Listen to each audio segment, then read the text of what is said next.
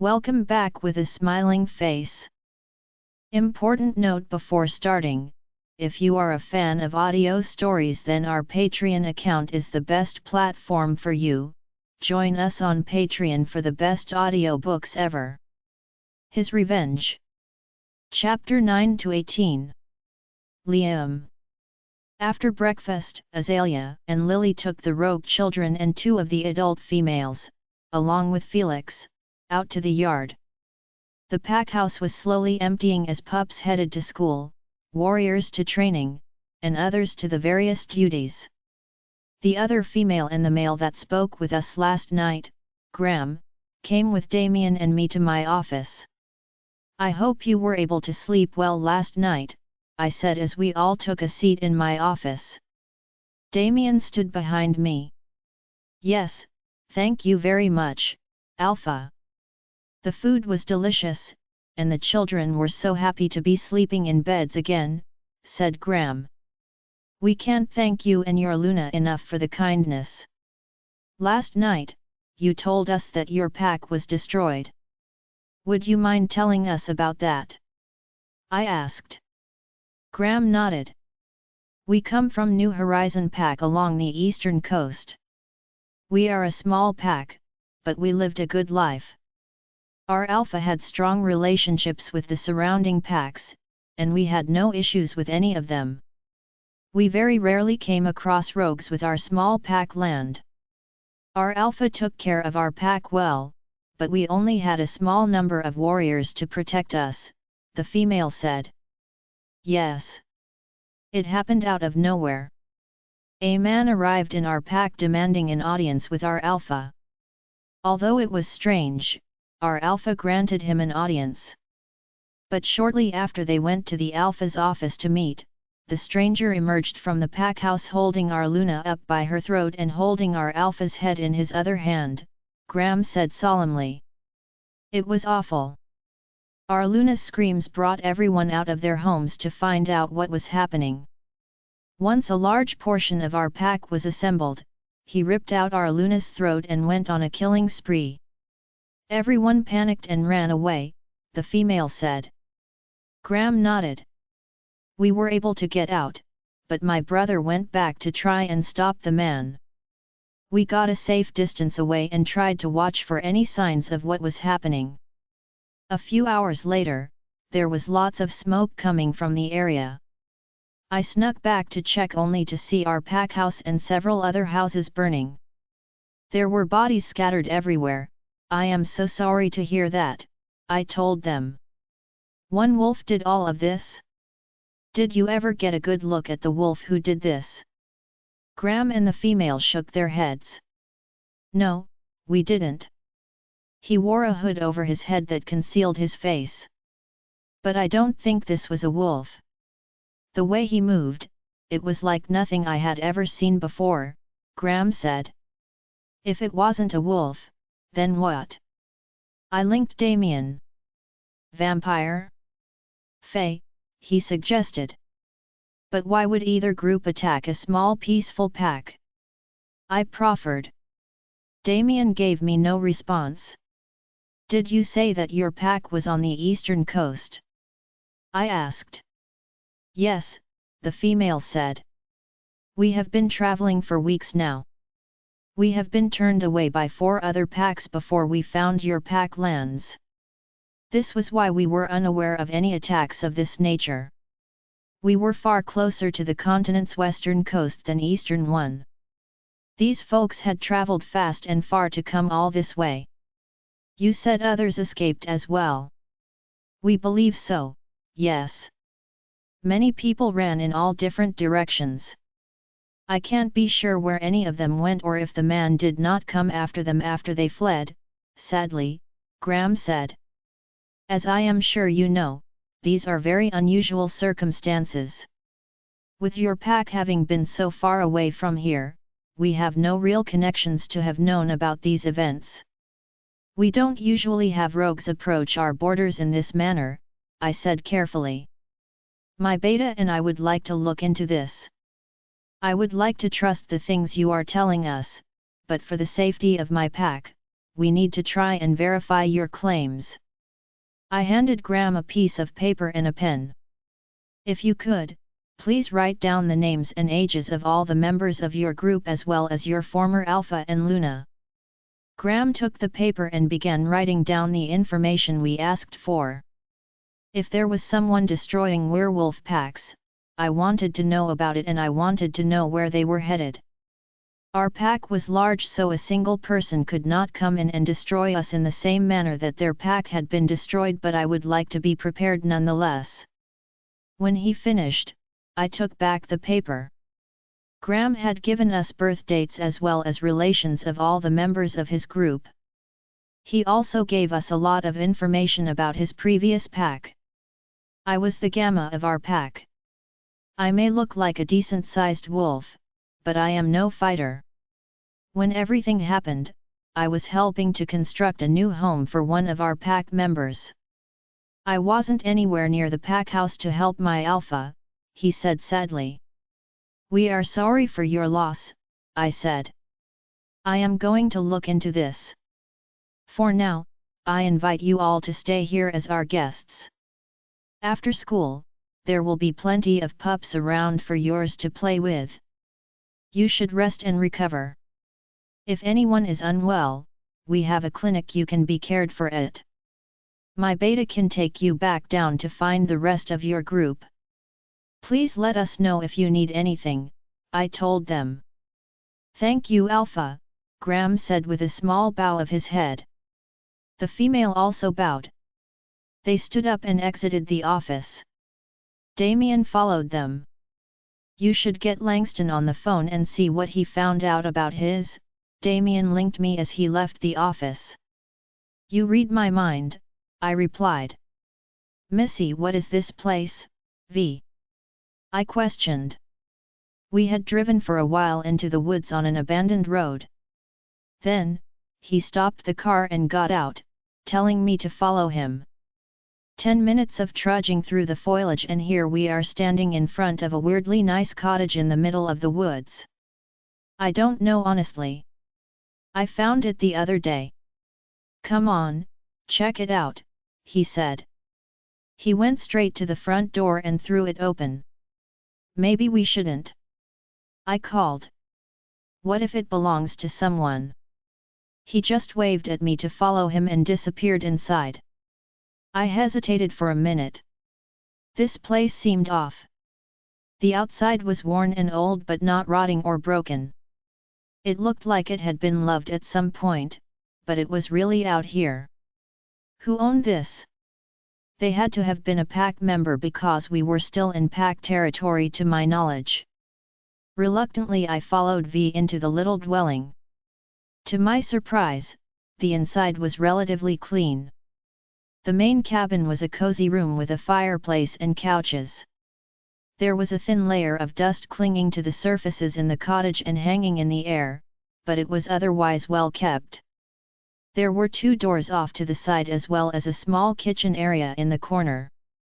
V popped his head out of one of the doorways, motioning for me to follow.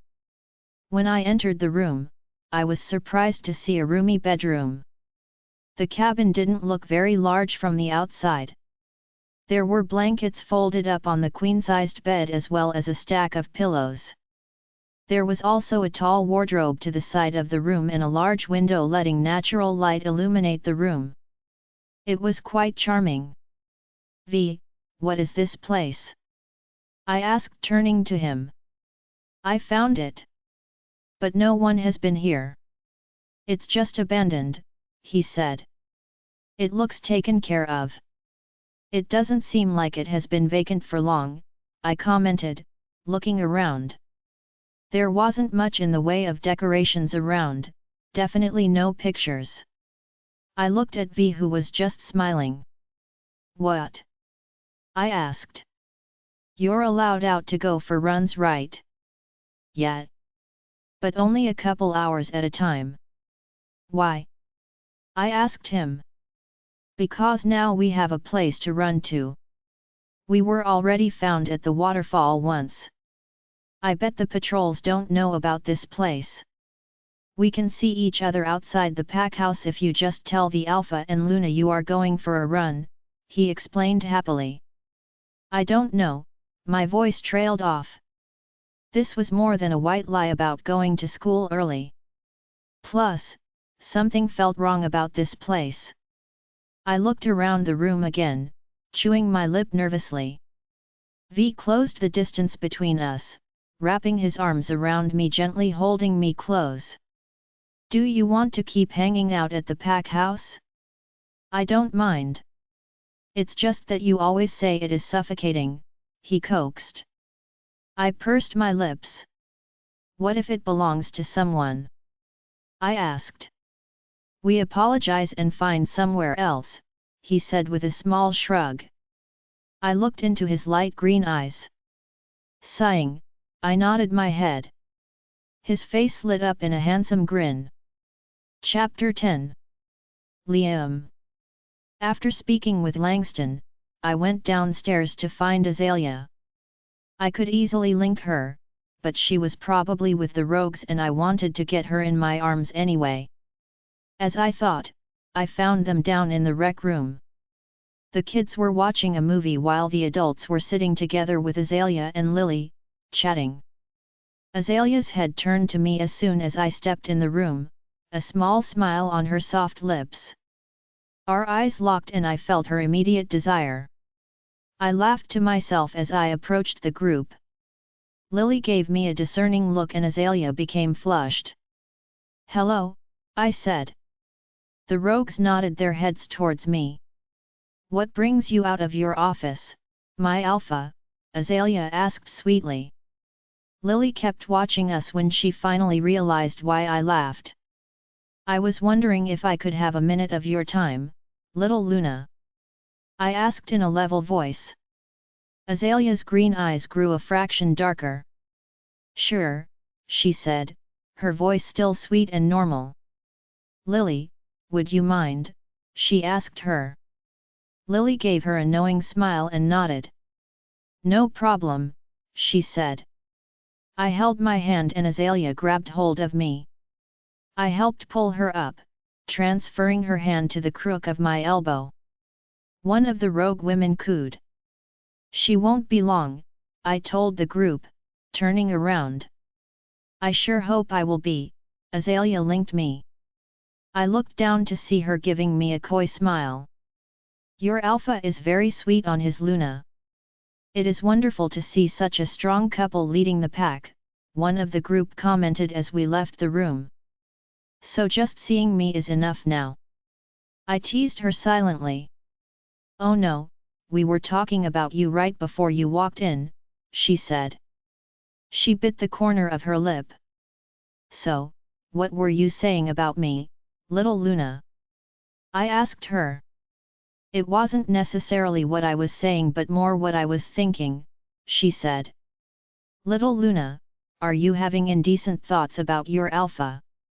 I teased again, wiggling my eyebrows at her. Very much so, she said with a twinkle in her eye. We arrived at my office.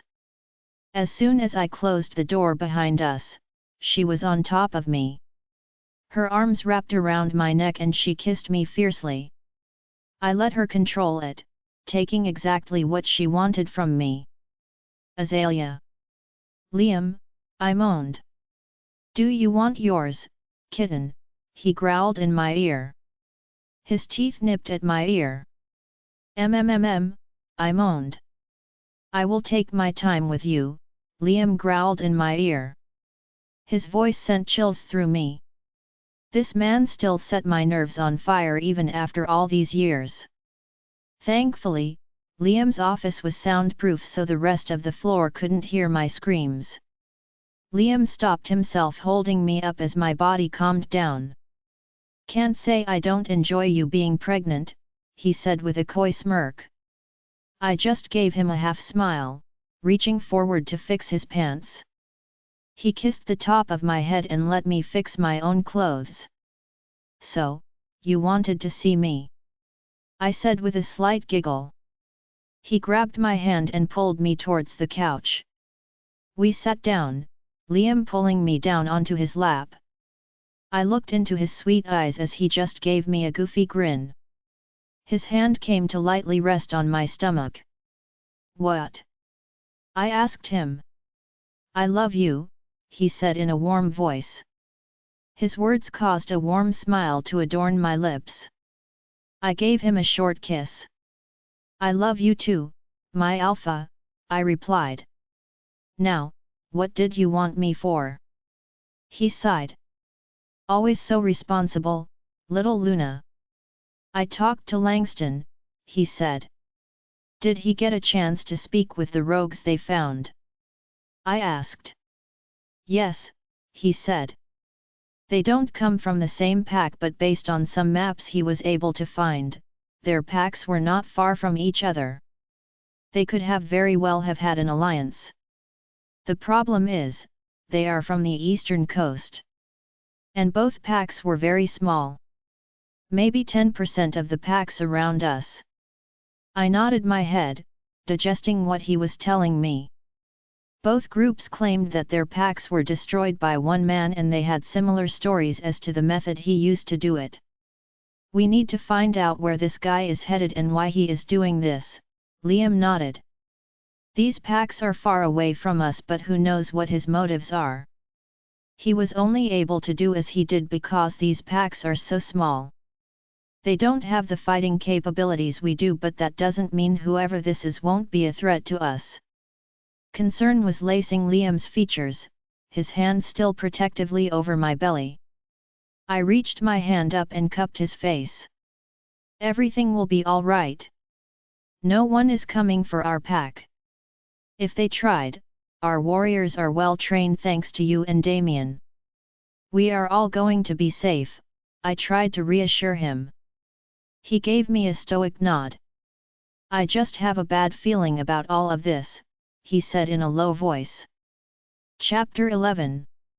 "Gwen Damie, when are you going to get me out of here?" I whined. My brother had come to see me yet again. He always brought some board game or a deck of cards along so he could spend time with me like he felt obligated to do, but we wouldn't have to talk much. "You know that isn't up to me, Gwen," he said in his gruff voice. "But you and Liam are best friends. Just tell him I am fine, and I will stay away from her." "This place is te," I said. He glared at me over his cards. "That is the point of prison, Gwen. We aren't going through this again. When the therapist and Azalea feel you are no longer a threat to her and the pack, you will be granted freedom," he said with finality. "But you and Mom are the ones that visit me. You two know best that I am not a threat. I just want out of here so I can live my life again," I tried to persuade him. "Gwen, drop it. You are lucky enough to have received this mercy. You tried to kill her at my wedding no less.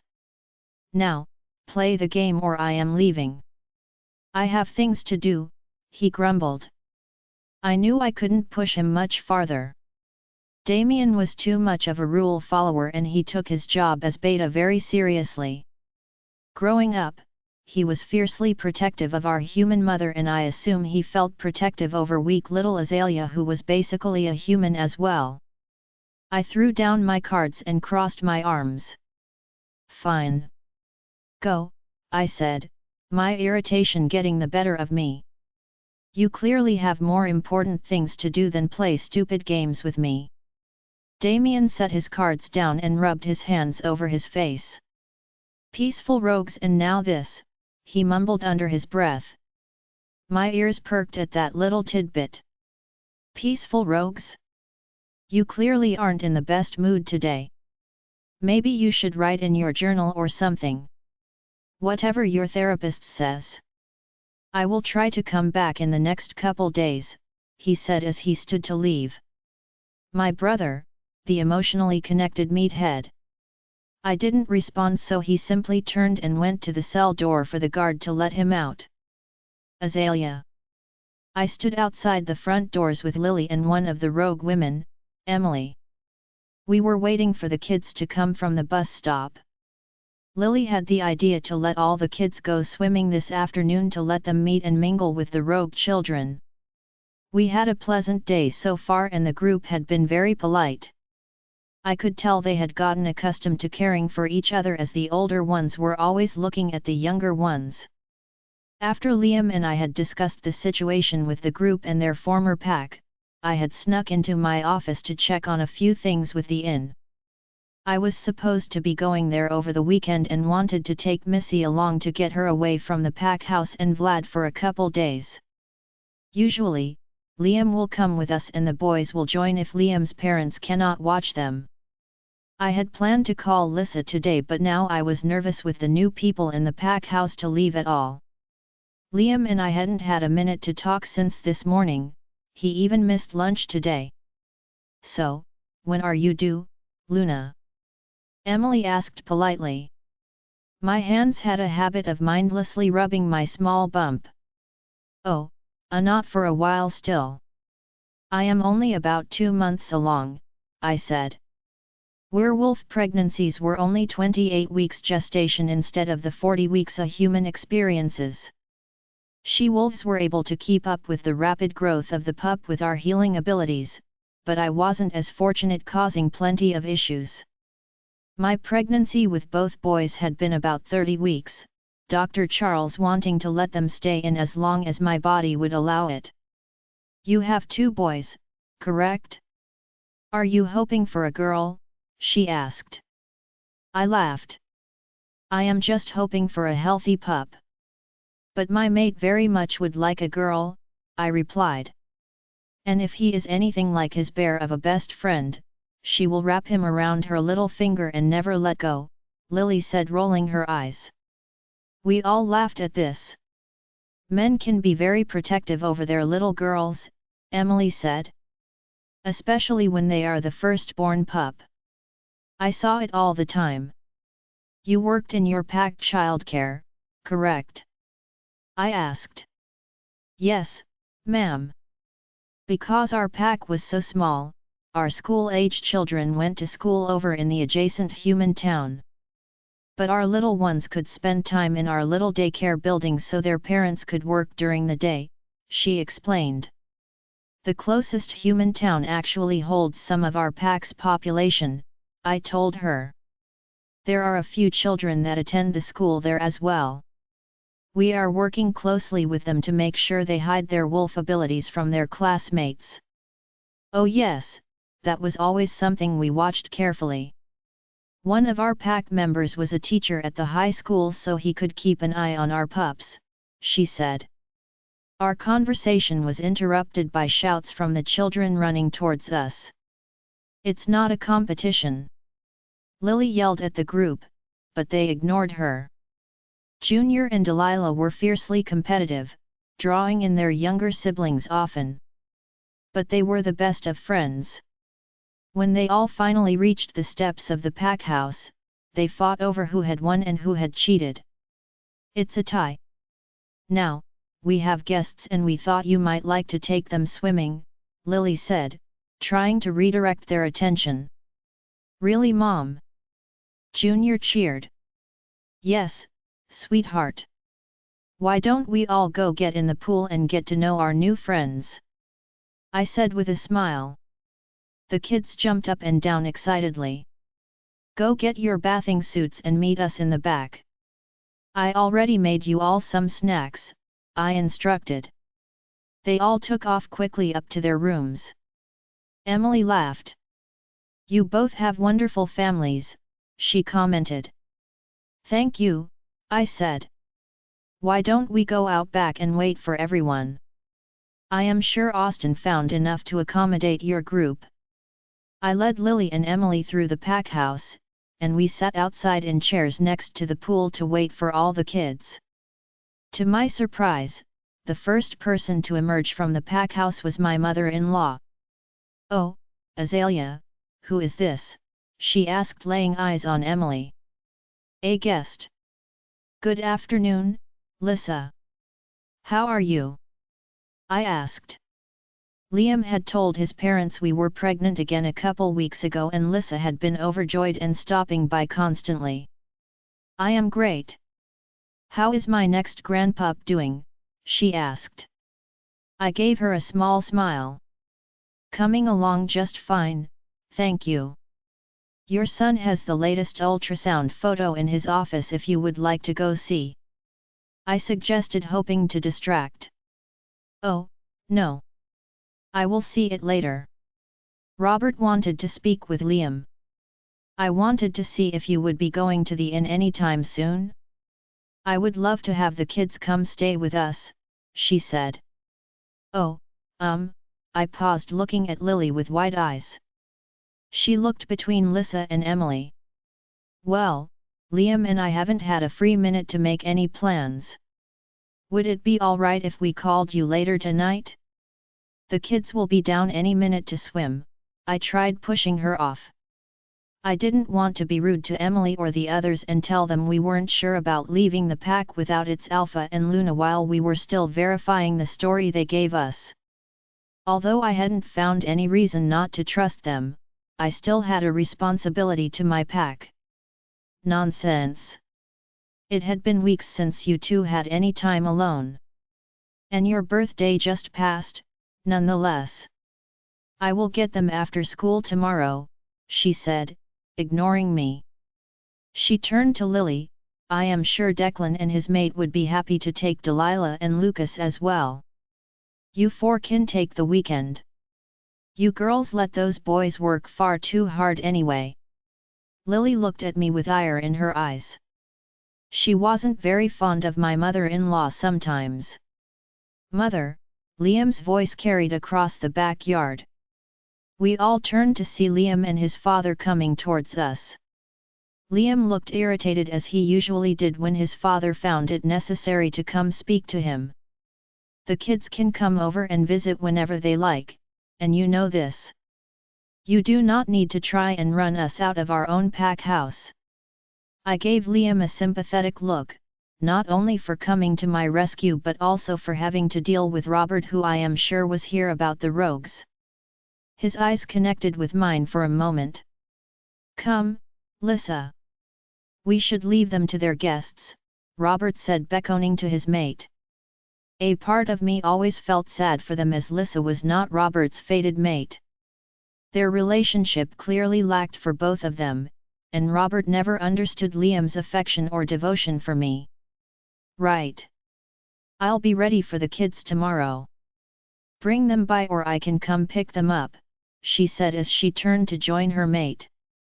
They both turned and went back into the pack house, the atmosphere calming immediately.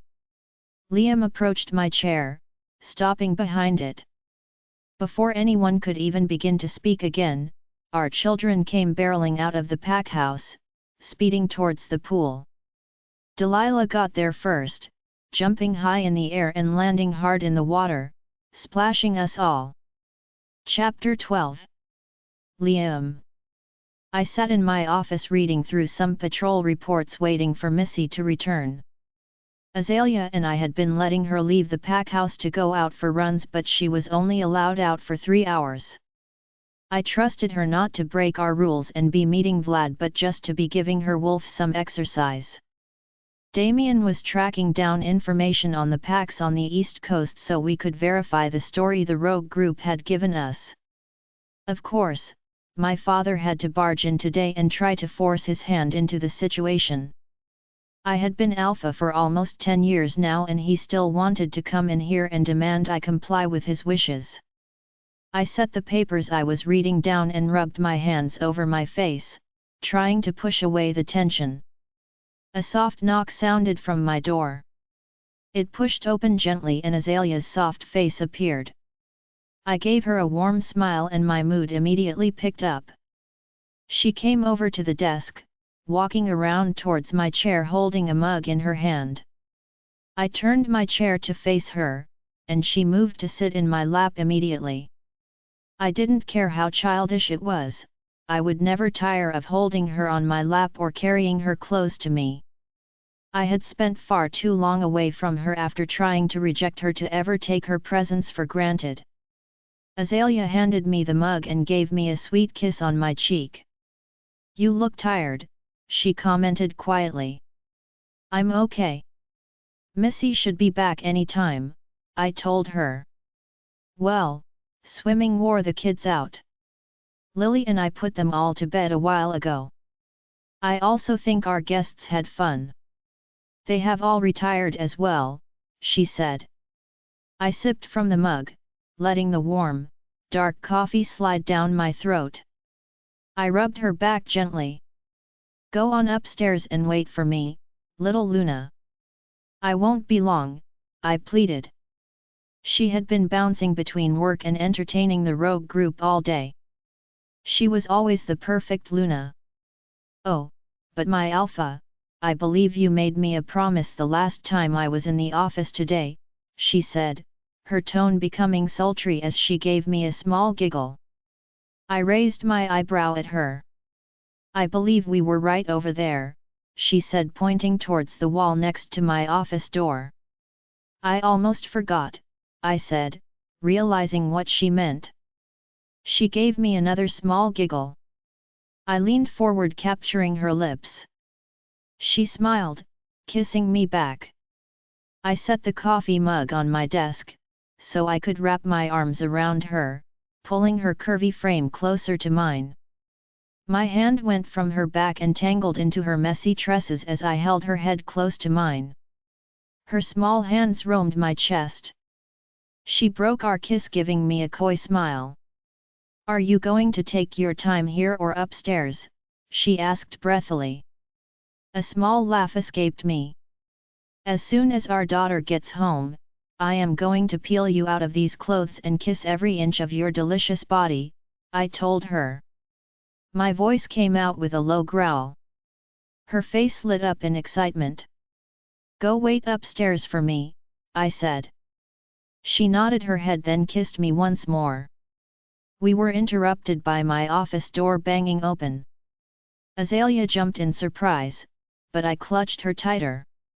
My eyes went to the doorway in ire as I looked at who interrupted us. One of the wolves tasked with guarding the prison stood in the doorway, panting. I growled angrily and Azalea tried to come in my arms. Why are you barging in here? I shouted. Sorry, Alpha, he said, bowing his head. There is a problem, and we need you immediately. He sounded scared and panicked. What is it? I asked. The guard looked at Azalea before his eyes came back to me. She is your Luna and can be told anything that I can be. Tell me, now.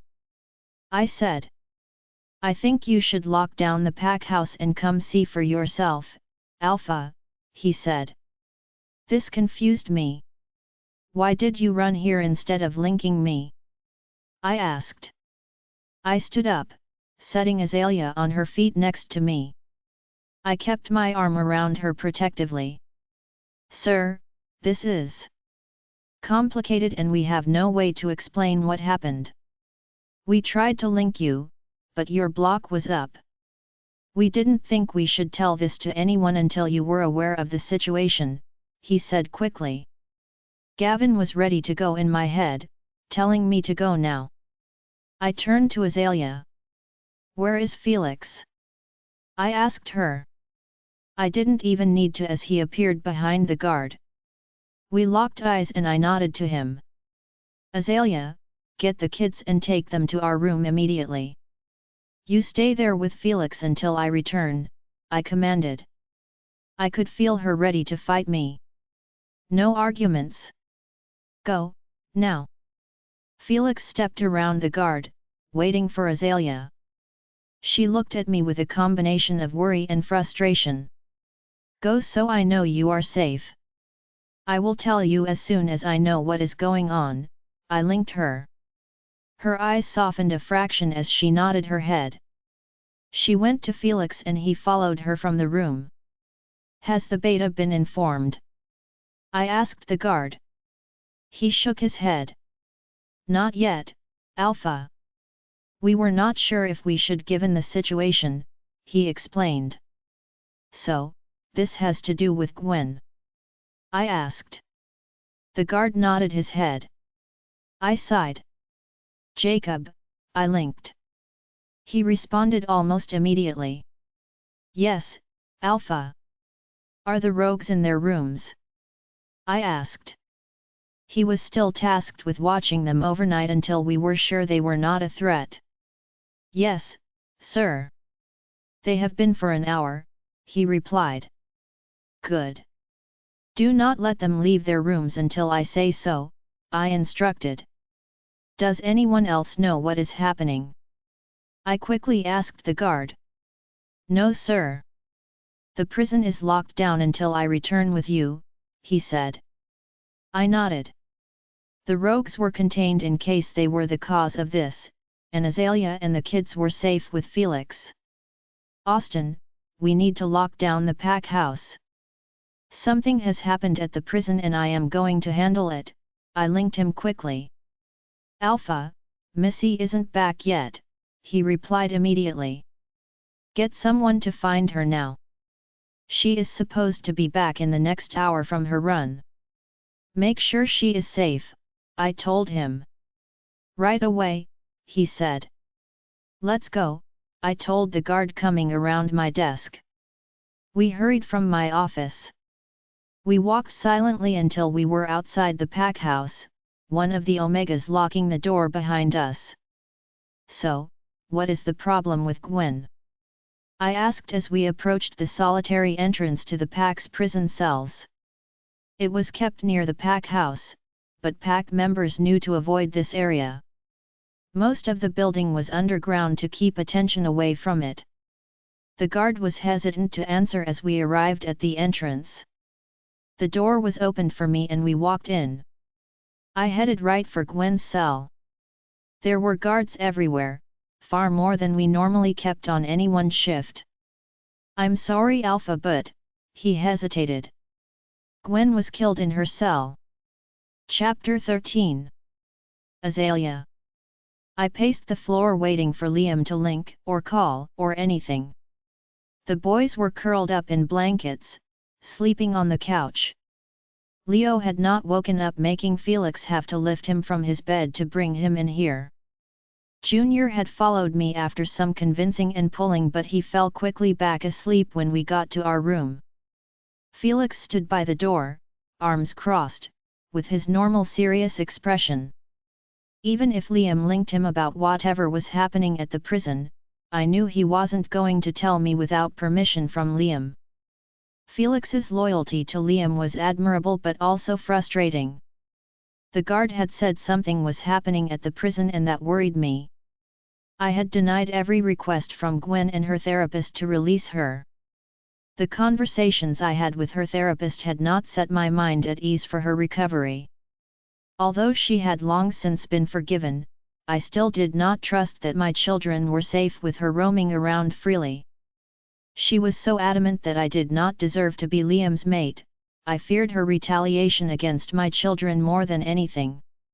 I had asked them to make her lodgings a little more comfortable as time passed, but I was not ready for her to be released. A little pain ignited in my side, but I ignored it as I chewed my fingernail and paced the floor. Luna, sit, Felix's gruff voice said from the door. No, I told him. Not until I am told what is going on. I didn't leave room for his argument, although I knew he wasn't going to. Felix didn't move, just continued to watch me pace. My phone rang from its place on the table, and I launched myself at it. I answered without looking at the caller ID. Liam. I answered quickly. No, Lee, it's me. What is going on? Lily asked. Her voice was worried. Damien just left here quickly, telling me to stay. What is going on? Austin said he got orders to lock the pack house down. I don't know. I was with Liam in his office when one of the guards at the prison barged in saying he needed to come immediately. He didn't really explain what was happening before Liam made me get the kids and go to our room, I quickly explained. Liam and Damien both have their blocks up. Damien said Liam needed to see him, she said, worried. It wasn't like them to just leave us both out of things. Liam has a tendency to make sure the situation is under control before allowing me near it, but I cannot blame him. His worry for my safety can be a distraction when he is in dangerous situations. I try not to push the issue with him too often, but I do not like not knowing what is going on, and I like Lily being in the dark even less.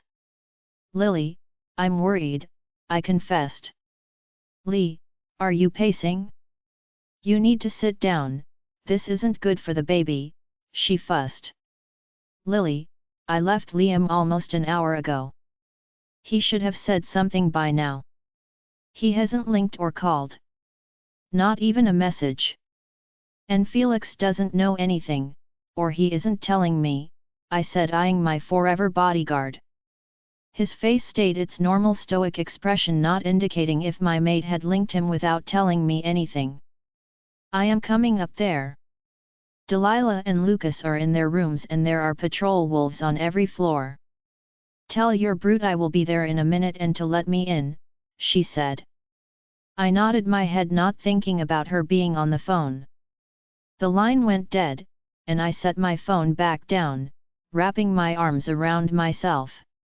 Felix, Lily will be up here any moment, I said softly. He gave me the slightest nod. I carried on my pacing, rubbing my arms. The longer I didn't hear from Liam, the more anxious I was growing. If someone was hurt, I wanted to know. If he was hurt, I needed to know. Missy also wasn't back yet, and it worried me not knowing where she was. I knew it was fruitless to call her while she was on a run, and I silently cursed the moon goddess for not allowing me to link anyone but Liam. Sure enough, there was a firm knock at the door. Felix turned, pausing before opening the door. I was sure he was linking Lily to make sure it was her. When he turned the lock on the door, she pushed it open quickly, almost knocking him over. She rushed to me, pulling me into her arms. Oh, Lee! They will tell us soon. If Liam didn't immediately call Damien, then it couldn't have been that dangerous, she tried to comfort me. I wrapped my arms around my best friend. Lily, Damien didn't say anything? He didn't say why Liam was calling for him? I asked her. No, he didn't. He just said stay put. Austin is the one who told me the pack house is on lockdown, she said. I knew she had to be worried too. They don't leave us out of the loop often. Let's sit down. She pulled me over to our bed. When she let go of me, she frowned. You're shaking. Let me get you a sweater. Where's that hoodie? She trailed off, moving to the closet. Liam. I couldn't believe my eyes. Gwen lay on the floor in the middle of her cell with her neck broken. I actually cringed at how painful it looked. No one had touched the body yet. When did this happen? I asked. The guard stays at the end of the hall.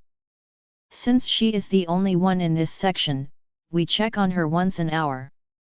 She was fine an hour ago when she was checked last. We switched guards during the hour. At the next check, the new guard found her like this, the wolf that had come to get me explained. I want the previous and current guard in front of me now, I said. They are waiting in interrogation cells below, Alpha, he said. We immediately had them sequestered so you could speak to them. Good, I said, my anger rising. Someone had orchestrated this. This had to be internal. This was either one of the guards or they let someone in to do it, Gavin surmised in my head.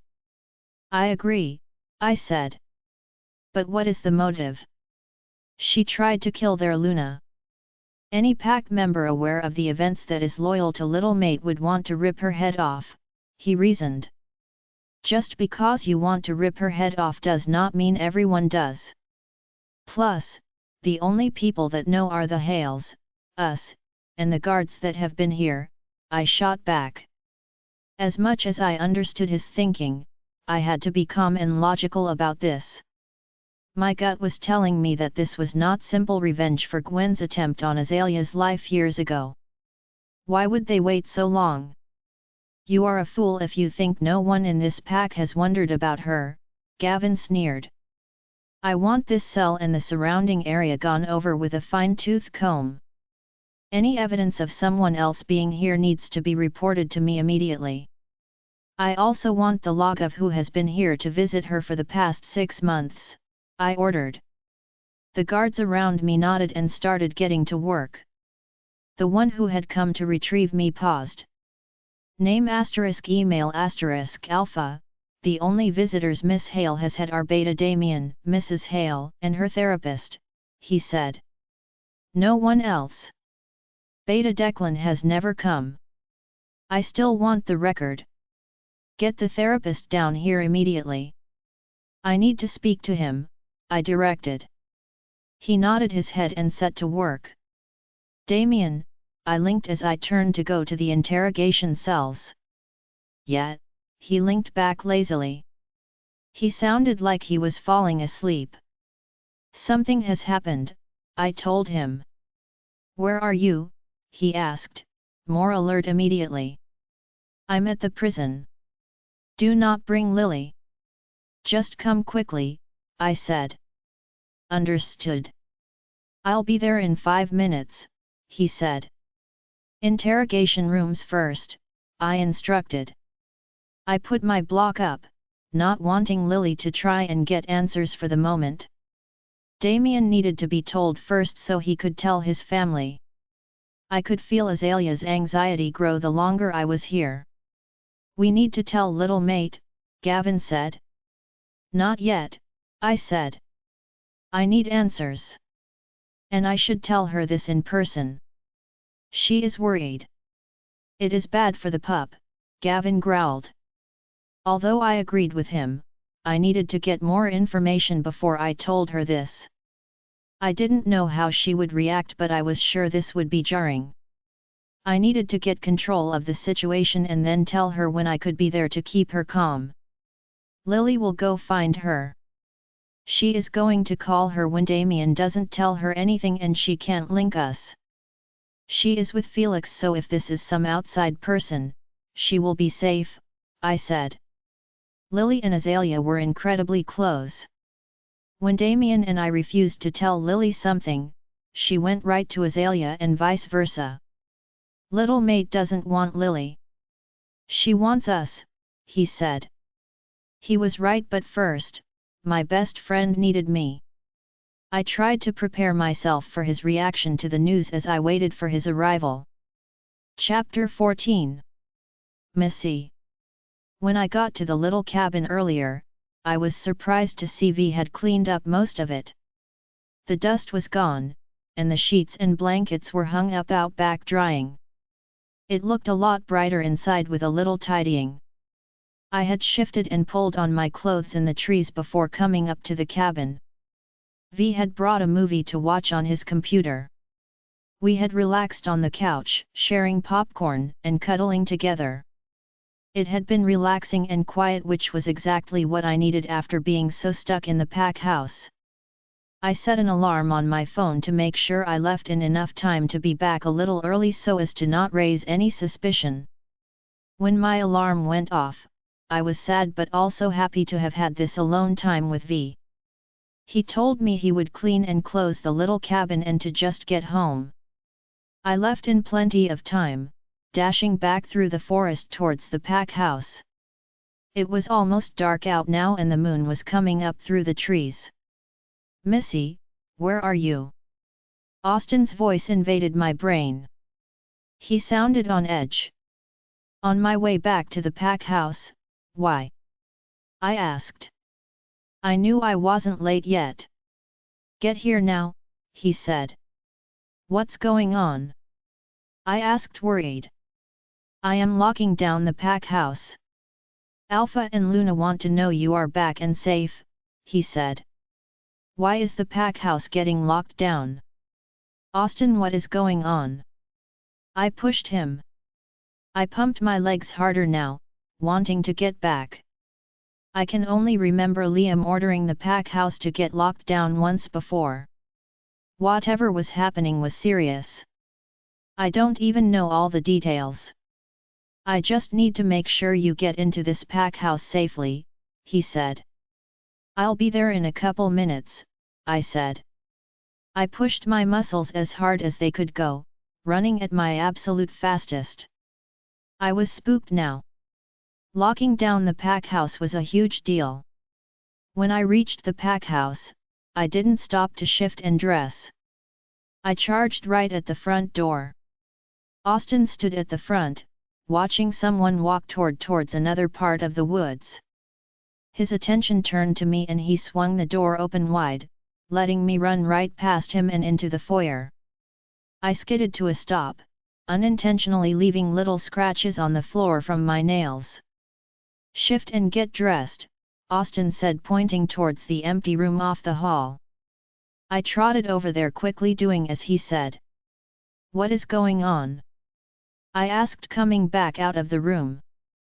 "I don't know, and if I did, you know I can't tell you. You need to get upstairs and let Lee know you are back here. I bet Lily is up there by now.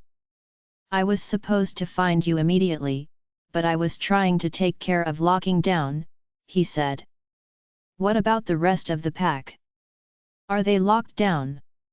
I asked. He just shook his head. "Missy, I know you are worried and want to know, but you need to let Lee and Liam handle this. Get upstairs so she has one less thing to worry about," he said. I sighed, knowing I wasn't going to get much else from him. I nodded my head and hurried upstairs. I went directly to Lee and Liam's room, knowing that is where Liam would send her. I knocked before grabbing the doorknob, only to find it locked. "Felix? It's Missy, can I come in?" I tried to link him. If Azalea was locked up here in the pack house, it was likely he was with her. Austin was downstairs and Liam didn't leave her with Jacob often. Damien was probably with Liam, leaving only Felix to stay with Lee. I heard the lock turn and the door open a fraction, showing me the one scarred eye. The door swung open all the way and he pulled me inside. "Azalea, Missy," I said, jumping up from the bed and running to my daughter. I hugged her tightly. I'm okay," she grunted in my arms. I let her go and looked her up and down. She seemed fine, although she was breathing a little quickly. "I'm so glad you came back," I told her. "What is going on?" she asked me with worry in her voice. "We don't know at the moment," Lily said behind me. Missy's eyes went to her, then me, then Felix in turn. "But, hasn't Liam or Damien said anything? They didn't just run off without telling you guys," she accused. "Missy, sweetheart. Whatever has happened, Liam and Damien will tell us when it is under control. Until then, just stay in here with us," I said, trying to calm her even though I was anything but. It was a relief that she was back, but not knowing what was happening at the prison was gnawing at me. "Can't I go to my room? I am here and fine. The whole pack house is locked down and there are patrol wolves on every floor," she begged. I bit my lip. There was logically no reason she had to stay in here with us other than my own peace of mind. If I were able to link her, I would feel much better about it, but I could only link Liam thanks to our mate bond. "Can you just stay in here for now? I'm sure Lee will feel much better knowing you are safe until Liam gives the all clear. At least wait until he contacts us," Lily said, coming to my rescue. Missy gave her an imploring look, but she knew she was going to lose. Finally, Missy nodded her head. She looked over to the couches where the boys were sound asleep. "Can I watch TV or something?" she asked quietly. I nodded my head. She gave me a lingering hug before going over to the couches. She sat between the boys, curling her legs up and pulling Junior's blanket over her feet. She grabbed the remote and flicked the TV on, turning the volume down low. I gave her a tight smile before turning back to Lily. "Can you get through to Damien yet?" I asked in a hushed tone. Her face gave away her worry. "Lily, what is it?" I asked. She sighed. "I can feel his rage. Damien is angry but his block is up, and I don't know why." "Lee, where did you say Liam went?" I gasped. "Oh no. The wolf that came to get him was a prison guard." "Lily, you don't think something happened with..." my whisper trailed off into silence. Her eyes went wide. "Oh goddess! Please let it be anything but that," she said with her hand in front of her mouth. She turned to Felix. I knew she was silently threatening him to tell her anything he knew. His resolute expression told me nothing. I grabbed her hand and this time pulled her over to the bed to sit down. "We will know soon," I tried to reassure her and myself. My eyes darted towards Missy, who was trying to pretend she wasn't listening to us instead of the TV. I clutched my best friend's hand, praying to the moon goddess that this was all a misunderstanding. "Liam!" Damien roared and his fist went flying at the wall next to us, bits of concrete crumbling under his power. He was seething. "How did this happen?" he shouted. He was so loud I was sure the guards waiting in the interrogation room could hear him. "That is what we are going to find out. But I need you to calm down," I shouted back at him, not angry but needing to match his energy. "Calm down? Calm down," he boomed. "My sister has been murdered and you want me to calm down?" "Damien!" I shouted, my alpha authority slipping in. "We won't get anywhere if you go on a rampage. This is not a simple matter and I need you to calm down so I can figure this out." He was quiet for a moment, still breathing heavy. His eyes closed and I knew he was trying to rein himself in. "When we find the person responsible for this, they are mine to deal with. No one else," he said in a cold voice. Even if he was angry with Gwen for trying to hurt Azalea years ago, she was still his sister. She annoyed him and frustrated him to no end, but he would always love her. I think Damien and his parents are the real reason why Azalea couldn't bring herself to have Gwen executed for her crimes. Her compassion for everyone around her was incredible. The Hales had shown her kindness and Damien was there for her when I hurt her. "Fine. Get yourself together so we can go in here and speak to the guards," I said, giving him another minute to collect himself. I watched Damien stalk towards the pack house from the prison entrance. I was giving him a head start so he could get to Lily and his parents. His mother was going to take this worse than he was, not with anger but grief. She loved her daughter even if she could never understand her actions. I linked Austin to tell him to end the pack house lockdown. I ran my hands through my hair in frustration as I slowly walked across the pack house lawn. Azalea had been losing it for a while now, but I was focused on the matter at hand. Both guards' stories came up clean from what we could tell. There was no evidence of foul play found yet. Gwen's therapist was not of much help either.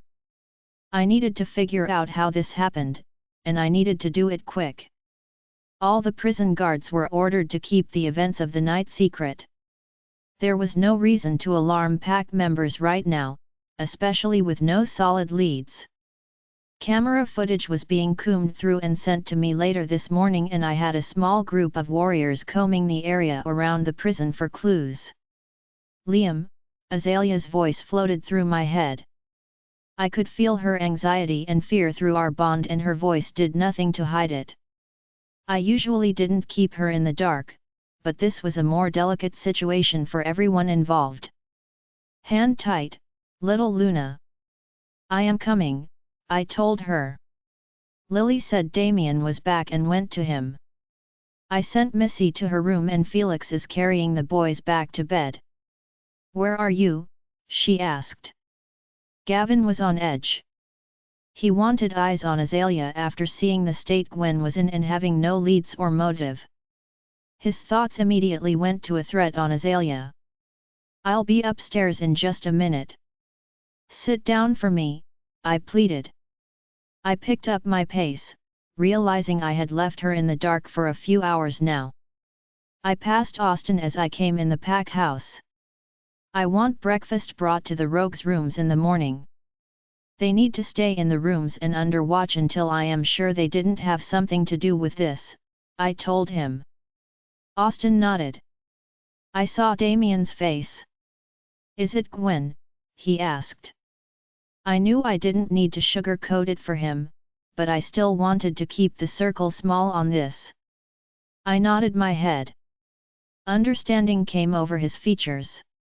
Austin nodded to me and left to go take care of his tasks. I quickly climbed the stairs and rushed down the hallway to our room. "Open the door," I linked Felix as I approached. The door swung open as I got to it. I nodded to Felix, who left as I entered. No discussion needed to be had now that I was back. Azalea stood in front of the bed, wringing her hands. Looking at her distraught face, I felt terrible for letting her worry. I opened my arms and she rushed into them. She wasn't the only one seeking comfort at the moment. I held her tightly for a minute, breathing in her flowery scent and letting it calm Gavin a fraction. I could feel her settling down some as well. I'm sure her concern for my safety was gone and she was only worried about what had occurred down in the prison. I let out a heavy sigh and she pulled away. She looked at me, waiting patiently for her answer. "Gwen was killed," I said solemnly. Her mouth dropped open at my words. Chapter 15. "Azalea Gwen was killed," Liam said in a somber tone. My brain stopped, my mouth dropped open, and I tried to formulate any type of speech. "Gwen was killed? How? She has been locked up in the pack prison for years now." Liam held my face in his hands, worry now clouding his handsome features. "Azalea," he said softly. What?" Coherent thought was escaping me as my mind reeled. "She was murdered. When I got there, the entire prison was already locked down and the guards on her floor detained for questioning. Someone snapped her neck and left her to be found," he explained gently. "How? How did they get in past the security? How long was she like that before she was found?" I questioned. Liam's face searched mine. "Let's sit down," he said. "I'm worried about the pup and you." I looked into Liam's eyes only to see so much conflict. He had to be angry this happened and worried about what it meant. He was also clearly concerned about me and the pup. He probably felt sad for his best friend and I am sure he was also feeling some grief over Gwen's death. I nodded and we moved over to the couch. Liam pulled me down onto his lap and nuzzled his nose into my disheveled hair. His hand came to my little bump, his fingers spreading over it protectively. He breathed deeply for a moment before answering my questions. "We don't know how they got in yet," he said. "She was checked hourly and was fine during the previous check. They changed guards during the new shift and the new one is the one who found her. There were no disturbances elsewhere to indicate someone coming in. Whoever did this evaded everyone." Liam was frustrated. He worked so hard to make sure the pack was protected well. He didn't take anyone's safety for granted. A numbness had settled over me as the initial shock of his words was wearing off. My nerves were entirely fried after worrying for the last few hours about what was happening and being in his arms was soothing me physically. Liam's other hand began to gently skim across my lower back. We both sat there silently, lost in our own thoughts. "I'm sorry I didn't tell you what was going on," he finally croaked. His voice was hoarse. I wanted to be with you when you found out and didn't want to bring you down there to see. Are you all right? I sighed. I nodded slowly. I'm okay. Just stunned. I don't understand how this happened. Or why now? I mused. I cuddled myself closer to Liam, hoping his warm body would warm the numbness in my body. Of course, I had forgiven Gwen long ago for her actions. I wasn't capable of holding ill will towards anyone for their wrongs thanks to my wolf's gift. But I had discovered over the past few years that it allowed me to consider things without the emotional influence. I was responsible for making the decision as to whether Gwen was ready to re-assimilate into the pack. I talked to her therapist regularly as well as some of the guards in the prison that watched her. I listened carefully to their observations of her and still wasn't convinced she would not be a threat to me or our children. I avoided talking to Mrs. Hale about the situation because she wanted her daughter back more than anything. Damien seemed conflicted about the whole situation. I could see it on his face every time he returned from visiting her. I didn't want to complicate things further for him, so I also refrained from speaking to him about it too. My biggest concern with Gwen was her retaliation for being kept locked up for so long. After about 12 months of incarceration, she grew agitated for a period, having assumed Damien and Mrs. Hale would eventually convince me to let her go. I knew she thought I was weak. She thought I would cave to her mother's emotional pleas. But I had Missy to consider. Then Junior and Leo. And now I have another pup to consider. Her reckless actions that led to her imprisonment made me concerned that she would have no moral qualm about hurting my children to hurt me. I don't know, Liam gritted out. He sounded so tired and upset. His fingers tightened just a fraction around his pup in my belly. I wanted to soothe the ache I knew was brewing inside him. I pulled away from him and looked into his eyes. I brought my hand to his face and caressed his cheek. Take me to bed, Liam, I said. I knew he would oblige my request. Without words, he gathered me in his arms and stood. He carried me over to the bed and set me down. Silently, he went to the closet and emerged moments later wearing only shorts and carrying a shirt in his hands. I lifted my blouse over my head and discarded it on the floor as he returned.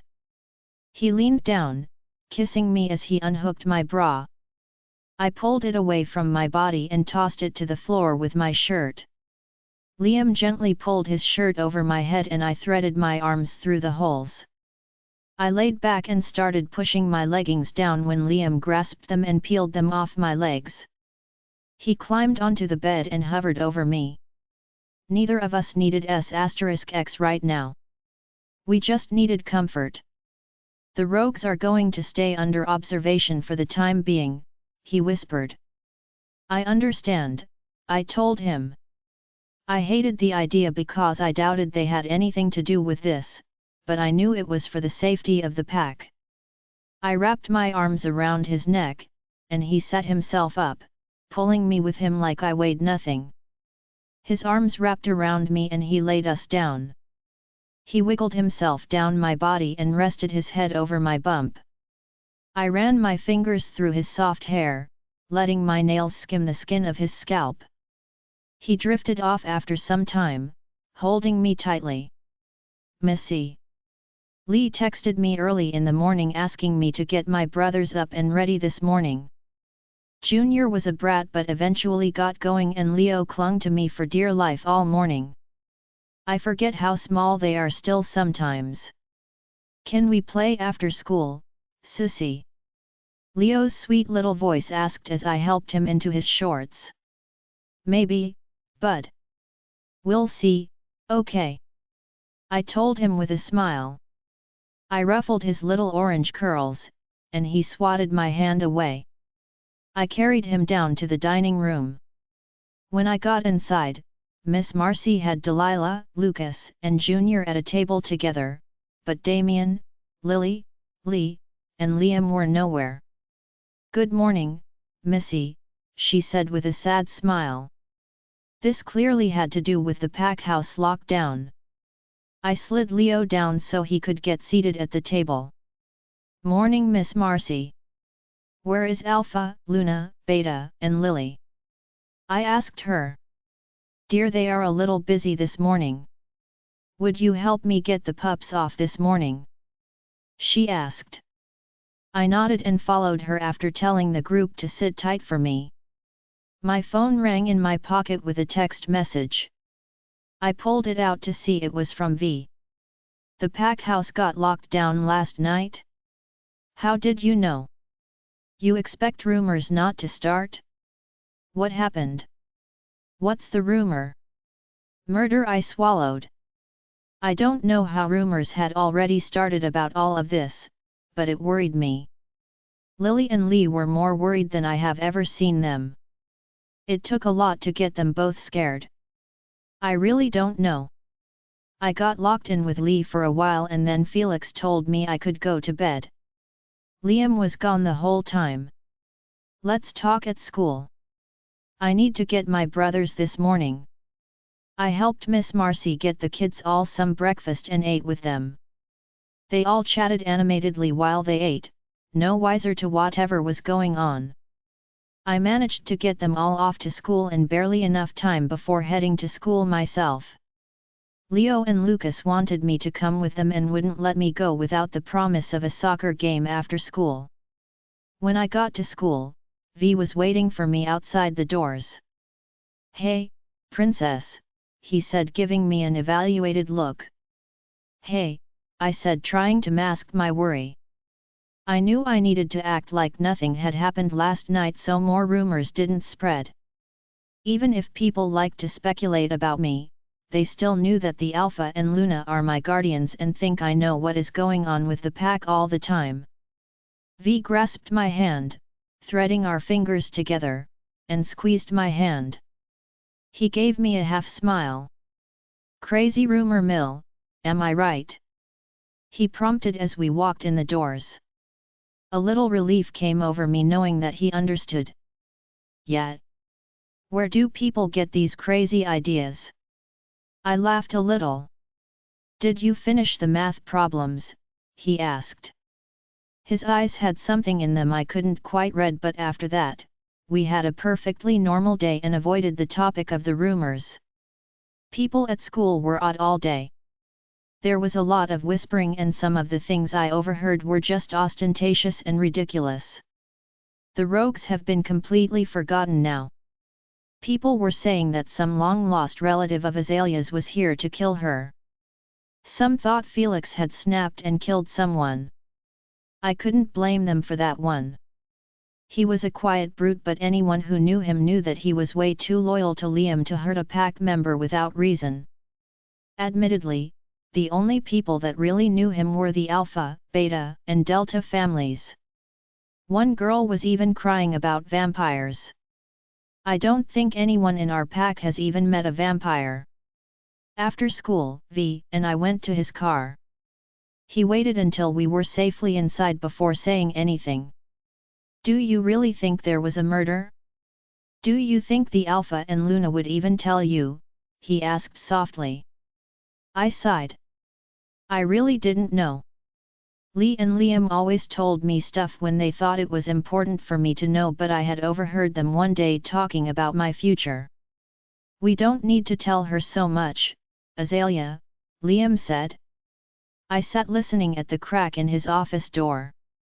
I was going to ask to go to the inn this weekend to see Lemon, but stopped when I heard their conversation.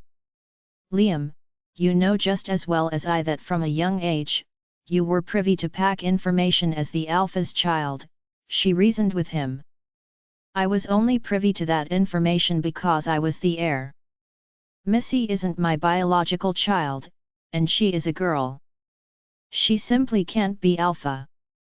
The title will pass to Liam and she doesn't need to be burdened with any of this. My father also insisted I start training as soon as I could read, he told her. She's smart and a good kid. As our daughter, she should be aware of some things. Especially things that can affect her, Azalea said. I don't disagree with you. But I also know the effects some of these things had on me. I don't want to subject her to things that she doesn't need to worry about. She has her whole future ahead of her and we can let her be whoever she wants. I want to keep it that way, Liam said, irritated now. Liam, don't you think? No, Azalea. I'm putting my foot down. We did not have the same upbringing and this time, I am making the decision, he cut her off. I ran away after that, knowing it wasn't going to end well. I don't know V. When I got back last night, Austin was really worried and wouldn't tell me anything. Then there were wolves everywhere patrolling the pack house. I got upstairs and Lee looked like she was going to burst into tears, she was so distraught. I don't think Liam or Damien told her and Lily anything, my voice was shaky now. I had held it all in today and I could feel all my own emotions coming to the surface. No you don't, princess, he said, pulling me towards him in the driver's seat. He hugged me tightly. Your dad is a good alpha. I'm sure he's going to keep the pack safe, he said softly. No one was at breakfast this morning. That isn't normal, I told him. Do you want me to stay this afternoon? I don't like leaving you so upset like this, he offered. I nodded my head. Please? I promised the kids I'd play with them and it will be easier to pretend everything is normal with you there, I confessed. Anything for you, he said. After a minute he let me go and I sat back in the passenger seat of his car properly. He grabbed my hand and held it as he started the car and drove us out of the school parking lot. Chapter 16. Liam. Damien waited until this morning to tell his parents. As expected, his mother met the news with overwhelming grief. Declan answered the news with rage. I didn't let myself sleep long, knowing that as soon as they found out, the Hales would be in my office demanding answers even if their son claimed there weren't any for now. When I woke up, Azalea was in my arms, but it didn't look as if she slept a minute. She was quiet and pensive. Why are you up, little Luna? I asked her softly. I woke up wrapped around her middle, cuddling the pup in her stomach. I sat up so I could see her properly. She shook her head and just laid against me. Go to sleep, baby, I chided. I will handle things this morning. She didn't respond to me at all. I kissed the top of her head and eased her onto the pillows. I climbed out of bed and went to the bathroom. When I came out, she wasn't in bed any longer. I went to the closet to find her changing. Azalea, what are you doing? Coming with you, she said in a quiet voice. I sighed. You don't need to do that, I said. She turned to me, sad determination in her emerald eyes. I am coming with you, Liam, she said and went back to dressing. She came with me to my office. The visitor logs for the prison had been delivered to my desk already, as well as a preliminary report on the search around the prison. Azalea took the report and sat on the couch, slipping her shoes off, and curling her legs under her. I knew she was tired, but what worried me the most was not being able to feel any acute emotions coming from her through our bond. Everything was so amplified when she was pregnant, this wasn't normal. Azalea seemed to be reading the report while we waited. We both knew it was just a matter of time. My office door was thrown open with a loud bang. My attention moved from the log I was looking through up to the doorway. To her credit, Azalea hadn't flinched at all. She closed the report in her hands and stood slowly as Declan stomped inside, followed by Damien, then Lily holding his mother. I want to know how this happened and I want to know now. Declan shouted. I stood, but before I could speak, Azalea did. Beta Declan, we all want the same thing. Please calm down so we can discuss this rationally, she said in a firm voice. Calm down? rationally. "You let my daughter be executed while imprisoned," he screamed. "Need I remind you why she was imprisoned in the first place?" I growled. His tone was borderline threatening, and I would not tolerate it no matter how much I understood his anger. Declan blanched slightly at that. Azalea reached out, resting her hand on my arm. "You have every right to be angry, Beta Declan. This should not have happened," she said calmly. "But I am sure Damien has told you everything we know." Damien nodded behind his father. Lily walked Mrs. Hale over to the couch and sat her down. She was a crying mess and clearly not in the same mind frame as her husband currently. Declan was still seething. How does someone break into a prison, execute someone in their cell, and leave all without detection? "What kind of sham security do you have over there?" he gritted out. "I assure you all the guards are well trained." "We found no evidence," I started. "I don't care about what you didn't find. I want the bastard who killed my daughter found," he yelled. "Beta, please," Azalea tried again. "We are all upset by what happened last night. Don't think that we are not. All we have at the moment is some preliminary reports that show us nothing out of the ordinary around the prison. Don't pretend you are upset about this," he shot at Azalea. "You've kept her locked up in there for 6 years. She has not proven she isn't a threat," Azalea said more forcefully now. "And do not act as if you have shown your daughter any consideration. I am well aware that you have not visited her once since she was locked away. Declan, you have not laid eyes on your daughter since she was dragged from this office on the night of your son's wedding." I looked at Azalea in slight surprise. "I didn't know that." Gwen's fate was up to Azalea and I had not interfered in the matter, and she didn't ever seem to want to discuss it. I knew it bothered her. Often after she met with Gwen's therapist, I would come into her office to find her chewing her nail and staring out the window. Declan growled lowly but didn't continue. "For your family's sake, we will hold a small, private funeral and have her laid to rest," Azalea said. "I think it best if it is just the people in this room are in attendance and we do not inform any pack members." Declan's eyes were still angry, but he nodded. "And what are you going to do about finding the person responsible for this?" he asked. "We are sparing no effort," I said. "Video footage of the entire prison is being scanned through. Last night, guards were interviewed and there will be follow-up interviews done today. You better figure this out quickly," Declan threatened. "Beta, I am giving you the benefit of the doubt for the moment because I understand your frustration at this matter. But I will remind you that I am alpha of this pack and I will handle the issue how I see fit," I warned him, my temper beginning to rise. "I will not be casting this aside like it means nothing. This is a threat to our entire pack, and it will not be tolerated, but I also will not tolerate any more disrespect." Declan let out a heavy breath. Damien stepped forward and placed his hand on his father's shoulder. He looked back at his son who shook his head.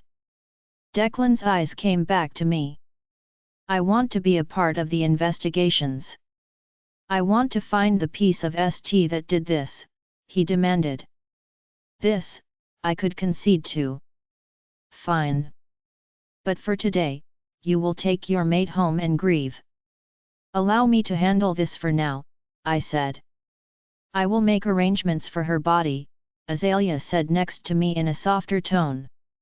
Her eyes wandered to Lily and Mrs. Hale. Lily was desperately trying to console her mother-in-law while the men raged at each other over the situation. Azalea moved over to the couch and crouched down in front of Mrs. Hale, grasping her hand. "I am so sorry this happened," she whispered. "Oh, dear girl," Mrs. Hale sobbed. "I had just hoped that maybe one day you would agree to release her, and I could have my daughter back." "I know," Azalea told her. Mrs. Hale, I am so sorry I could not agree to her release and that this happened. Azalea leaned forward and hugged the older woman crying on my couch. Azalea, thank you so much, Lissa.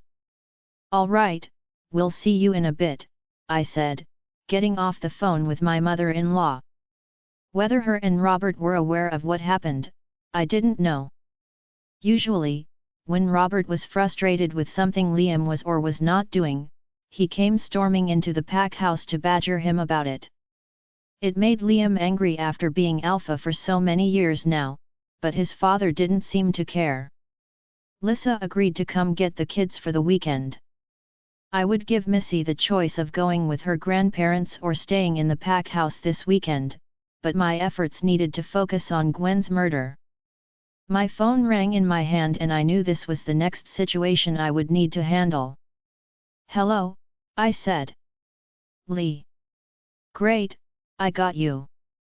There were a few things I needed to go over with you that I think will help boost our off-season bookings, but we need to start implementing the changes now.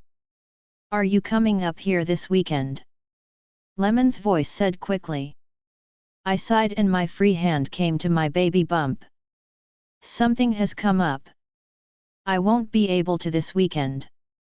Why don't you email everything to me, and I will look over it this weekend? I suggested. I can do that. When do you think you will be coming up? We need to make some decisions on the kitchen renovations soon, she said. Lemon had grown up so much from the flaky teenager to the dependable manager she was now.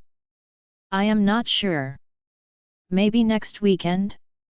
Or early the following week? I am not sure how long I will be wrapped up at home, I told her.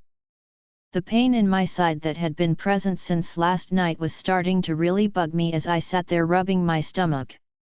Amy misses you, Lemon said. I smiled. I miss her too. I promise I will come soon. I am just needed here at the moment, I told her. Okay. Bring the kids with you when you come. I'll take Missy shopping if you are here long enough, she said brightly. It warmed my heart at how fond of each other Missy and Lemon were. I will. Talk to you soon, I said before hanging up the phone. I set my cell phone down on my desk and rubbed my sides lightly. Liam and Damien were down at the prison, speaking with the guards once more. Gwen's therapist was supposed to be coming to see us this evening as well. Liam spoke with him last night, but I knew we should revisit everything again today. There was a knock at my door. Come in, I said. To my surprise, it was Abraham, Vlad's father, who entered my office. Good afternoon, Luna, he said with a bow. Abraham, I said, starting to stand. Pain radiated through my side, causing me to wince. Oh, no Luna, please don't get up, he said quickly with a worried look. I sat back down trying to forget the pain. I'm sorry about that. What can I help you with? I asked. Well, it's no secret the pack house was locked down late last night, he began. I didn't let my face betray me, but I was surprised anyone knew. There were no alarms or indications of it that late at night. The only ones that would have known were the warriors tasked with patrolling inside and out. It isn't? I asked. No, Luna. Rumors spread quickly when something of this nature happens, he said calmly. Rumors were spreading and I really hoped they were not accurate. They do have a nasty habit of being swift, I commented. Luna, I would like to help with the investigation, he finally said, cutting to the chase. I raised an eyebrow at that. I eyed him carefully for a moment. And why is that? I asked. I have extraordinary talents when it comes to solving crimes of this nature. I have found that I can uncover things overlooked by others, he explained. I sat quietly for a moment, contemplating his words. When Abraham and Vlad asked to join the pack, He had said he previously worked in investigation but was looking for a simpler life. I was not fully certain what he did now that he and Vlad had settled into the pack.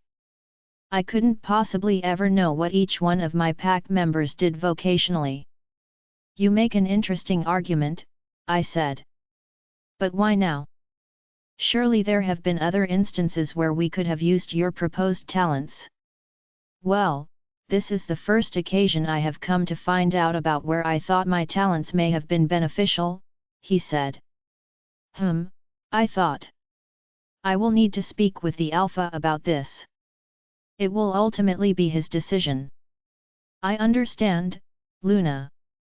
Please, if the Alpha would grant me permission, I will help at any time, he said.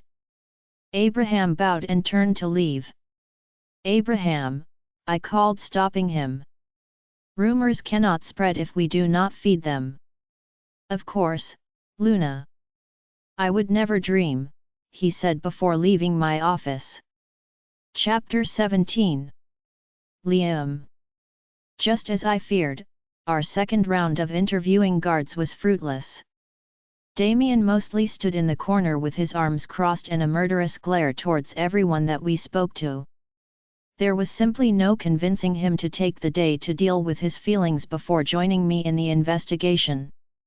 I had Gwen's body taken to my uncle to be looked over. He promised to have her body examined and any findings to me by the morning. We had been down in the prison for a few hours now and I wanted to go check on Azalea. Damien left to go check on his mother and Lily as I made my way back to the pack house. Azalea had linked me a while ago that she was sending the kids with my parents this weekend and I thought that was best. I didn't want the harsher realities of being an alpha to affect them until it was necessary. My father had never given me that courtesy. I saw my first execution at age 10. I would spare my own children that horror for as long as I could. They didn't need to spend their entire childhoods preparing to be alpha. Where is she? I linked Felix as I came through the front doors. I was still worried about her apparent void of emotion today and her lack of sleep last night. Office. She refused lunch today, Alpha, he informed me. I looked at my watch. The only thing she touched this morning when breakfast was brought up to my office was the orange juice. Now it was late afternoon, the kids would be arriving any time, and she still hasn't eaten anything. Nothing at all. Just some tea, he confirmed. I quickened my pace to her office. Felix stood outside the door and I wondered if she actually managed to throw him out today. Most often, he refused to leave the inside of her office but occasionally he relented and stood outside. He gave me a nod and left down the hall. I opened the door gently. I didn't immediately see her sitting at her desk, so my eyes scanned the room and I relaxed when I saw her on the couch. She sat on the end of the couch, leaning against the armrest. Her feet curled underneath her and a blanket over her lap. She held a mug in her hands and her head was laid back against the back of the couch. I moved inside, closing the door behind me. That got her attention and she looked up at me. "Hi," she whispered. "You didn't eat lunch," I said, jumping straight to my concern. "I know," she said. "Do we need to go see my uncle?" I asked, moving toward to her. I sat on the couch and she shifted to lay against me. "No," she said. "I'll be okay." "I just don't feel well," she admitted. I wrapped my arms around her and kissed her head. "You should go lie down, little Luna," I said. "Your mother will be here soon to get the kids." "I should see them off," she said. "Let me handle the kids and my mother." "You need food and rest," I told her. "I need my bodyguard to stop being such a tattletale," she joked. I gave her a small smile. "That's never going to happen. I pay him handsomely to protect you just as well as I would," I told her. She sighed. "I know. Let me take you upstairs, little Luna, I said. Abraham came to see me, she said, throwing me off. Vlad's father. About what? I asked. He wants to help with the investigation. Apparently, there are already rumors speculating as to why the pack house got locked down last night, she said. I rolled my eyes. That was the last thing we needed right now. What did you tell him? I asked. That I would speak with you about it. Azalea's voice was soft and airy now. She was starting to relax against me. I grabbed the mug from her hands and set it on the table in front of us. Her arm snaked around my waist as she cuddled closer to me and I could feel her breathing deeply against me. I considered letting her fall asleep right here and nap in her office for a moment. Then I knew she would wake up uncomfortable and decided to take her upstairs. Let's go upstairs, I whispered to her. I want to see the kids, she whined a little. Okay, I acquiesced. Let's go down and see the kids before they go with my parents. Then I am taking you to bed. She nodded and sat up a little. She leaned up and kissed me. I stood up to help her stand. She grabbed my hands, but as soon as she began to stand, she winced. She tried to hide her reaction from me, but I knew better. I immediately had her in my arms, no longer standing on her own. Are you in pain? I asked her. I'm okay, she said. That's not an answer, I said. Liam, it's just a little growing pain. I am okay, I promise, she tried to reassure me. Gavin stirred in my head, not really believing her words. She brought her hand to my face. Let's just go see the kids. They went off to school this morning without us and I miss them. I sighed knowing she was trying to distract me. If this pain doesn't go away after you get some sleep, I am taking you to get checked, I told her while walking to the door. That's fair, she said softly, cuddling herself into me. I knew she wasn't going to argue with me or try to make me let her walk. She was wise about picking her battles and I think right now she was too tired to battle. Missy. When we got back to the pack house, Liam met me in the front hall. Hey Liam, I said as Vlad and I walked inside. Missy, your grandparents would like you to come stay the weekend. Junior and Leo will be going as well, he said. Oh, all right, I said. It didn't happen often, but I had a feeling we were being sent to the former Alpha and Luna's house because Liam and Azalea needed to handle something dangerous. Your grandmother will be here shortly. You should go pack, Liam said.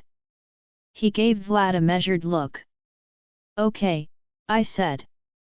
I turned to V and grabbed his arm to pull him with me. He had a slightly worried expression as Liam watched me drag him along with me. Maybe I should go, he said. No, don't, I said as we climbed the stairs. I want you here. All right. But if Luna's brutish bodyguard shows up, I am gone. I like my face in its current configuration, princess, he joked. I rolled my eyes and kept going towards my room.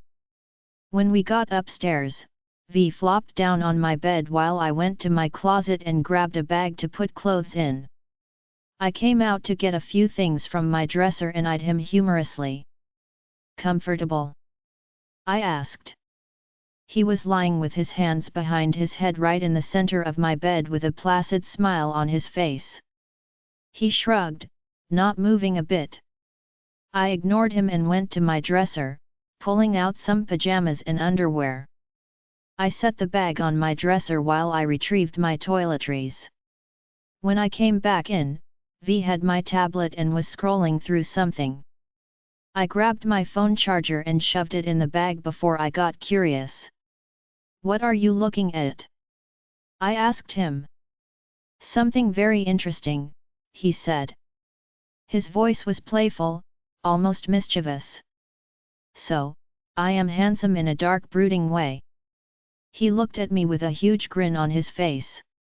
My face dropped. He was looking at my diary. I didn't keep a handwritten one because that's dumb. I wrote on my tablet and the app was usually locked. How? I started to ask. He waved the tablet in the air. It was open when I grabbed your tablet, he taunted.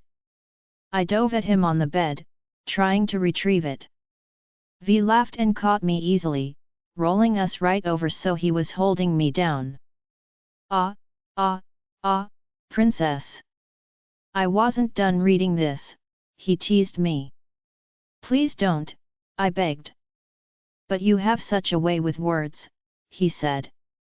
His expression was haughty and triumphant. My face was getting warmer as the seconds passed. No, V, please stop, I said, trying to make a grab for the tablet from under him. What do I get in return? He taunted. Whatever you want. Just give it back. I exclaimed. Sneak out of your grandparents' house tonight, he said.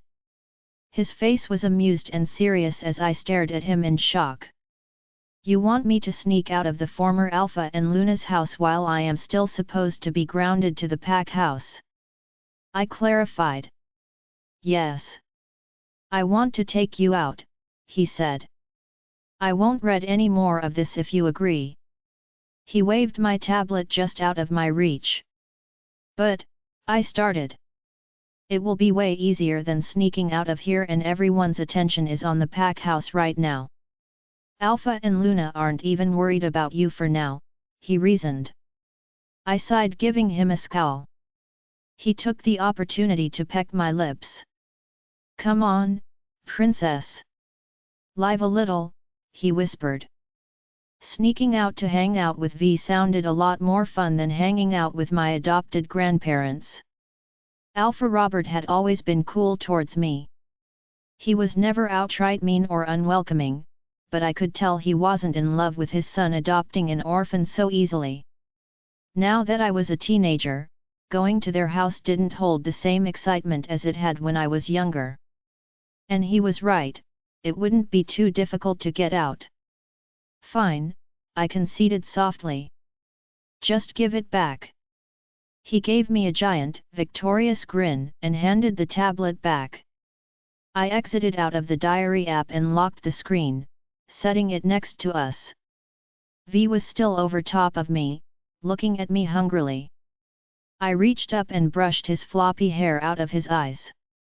I CD my head, wondering what he was thinking about. The prettiest, most daring princess in all the kingdom, he said in almost a whisper. His voice was husky and hot. And she is all mine. His lips came to mine in a heated kiss. Butterflies erupted in my stomach as I let him kiss me. It didn't last long when fervent knocking at my door stopped him. What? I called, frustrated. Missy, Grandma is here. Let's go. Leo's tiny voice called. V hung his head. Okay, I'll be down in a second, buddy. I called back to him, nicer this time. I guess this is goodbye for now, V said. I gave him a small smile. A gentleman would at least walk me downstairs, I said. The rest of the audiobooks will be uploaded in the next episode. Join us on Patreon to listen to more unlimited audiobooks.